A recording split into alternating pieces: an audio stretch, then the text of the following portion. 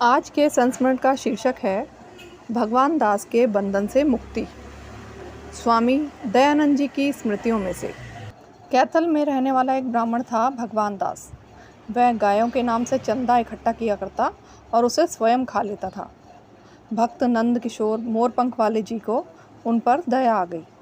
इस पाप से किस प्रकार बचा जाए, ऐसा विचार करके भक्त जी ने उसे श्री महाराज जी की दर्शन करने की प्रेरणा दी।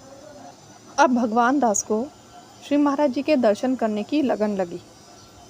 उसे पता चला श्री महाराज जी संगरूर में हैं, अतः संगरूर जाकर उसने महाराज जी के दर्शन किए। वह बड़ा प्रभावित हुआ महाराज जी के दर्शनों से, पर उसका स्वार्थ यहाँ भी उसके सामने आ गया। उसने सोचा, यदि ऐसे बड़े महात्मा को अपने साथ रख लूँ तो इनके सहारे मुझे बड़ा चंदा मिलेगा और गायों के नाम पे तो रुपया इकट्ठा होता ही रहता है। अब वह श्री महाराज जी के नाम पर भी रुपया इकट्ठा करने की सोचने लगा और वह श्री महाराज जी को अपने साथ हरिद्वार ले गया। वहाँ भीमगढ़ से आगे सर्वदेशीय गो हितकारी कार्यालय में पहुँचा। श्री महाराज जी समझ गए, इसने तो हमें बखेड़े में फंसा दिया। अब बखेड़े में तो कौन उनको फंसा सकता था, पर त्रेता युग में श्री रामचंद्र जी ने भी तो मेघनाथ के नागपाश में बंधना स्वीकार किया था।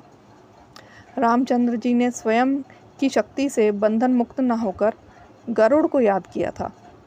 इसी प्रकार श्री महाराज जी ने मुझे भी याद किया।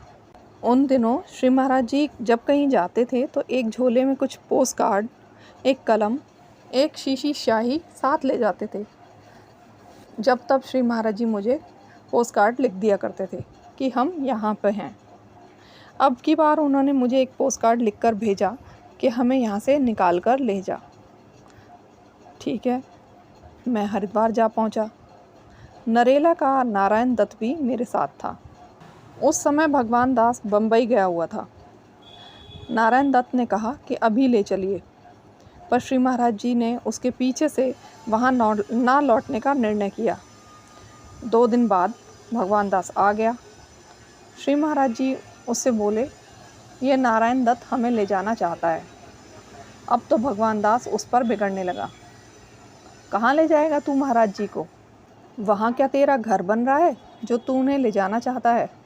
यहाँ गायों का धर्म का काम हो रहा है और तू आ गया धर्म के काम में विघ्न डालने। राक्षस कहीं का। उसे बिगड़ता देख श्री महाराज जी ने भगवान दास के सामने ही मुझसे कहा, देख नारायण दत्त, भगवान दास नाराज हो रहा है, तू इसे ऋषिकेश दिखाने ले जा तो ये शांत हो जाएगा। अब मैं उसे ऋषिकेश दिखा लाया। फिर श्री महाराज जी की आज्ञा के अनुसार मैंने उसे वापस नरेला भेज दिया। अब श्री महाराज जी ने मुझे उल्हाना सा देते हुए बोले, अरे तू अकेला घूम आया ऋषिकेश, हमें तो लेके ही नहीं गया। मैंने उत्तर दिया, महाराज जी मेरी तो इच्छा थी, पर कोई बात नहीं, अब चलिए आप, ऐसा कौन सा दूर है ऋषिकेश। श्री महाराज जी बोले, ठीक है अब चल, तैयारी कर ले, और मुझे संकेत दिया कि सब सामान रख लेना, छोड़ना कुछ भी नहीं। मैं श्री महाराज जी को ऋषिकेश ले जाने की तैयारी करने लगा। एक एक वस्तु चिंता करके ध्यान करके रखने लग गया। अब भगवान दास को कुछ शंका हुई। वो मुझसे बोला, तू सब सामान क्यों ले जा रहा है? थोड़ी सी 2-4 चीज़ें ले जा। मैंने उत्तर दिया, और श्री महाराज जी ने कोई चीज़ मांग ली तो?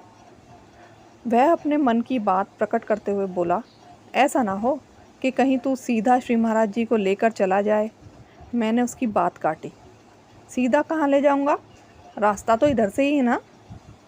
वह चुप हो गया। श्री महाराज जी और मैं ऋषिकेश चले गए और वहाँ से रायवाला से गाड़ी में बैठकर दिल्ली चले आए।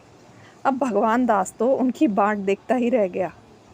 श्री महाराज जी चाहते तो साफ कहकर आते कि हम तो जा रहे हैं, पर उन्होंने ऐसा नहीं किया।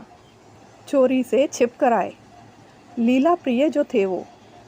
और फिर ऐसे व्यक्ति को जो दूसरों को ठगता था, उसे तो ठगा जाना ही था।